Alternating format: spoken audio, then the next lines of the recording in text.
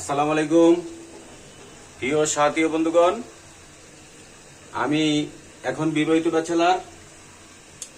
ছেলে মেয়েদের পরীক্ষা শেষ হওয়ার সুবাদে বউ বাচ্চারা বাড়ি গিয়েছে বেড়াতে। তা আজকে ছুটির দিনে আমি ব্রয়লার মুরগি রান্না করছি, সাথে নতুন আলু।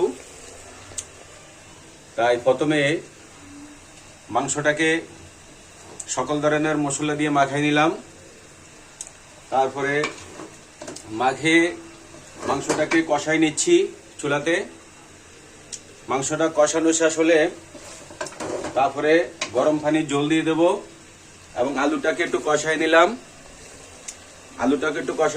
তালাই নিলাম এবং মাংসটা রান্নার শেষ প্রান্তে চলে আসলে আলুটা দিয়ে দেব।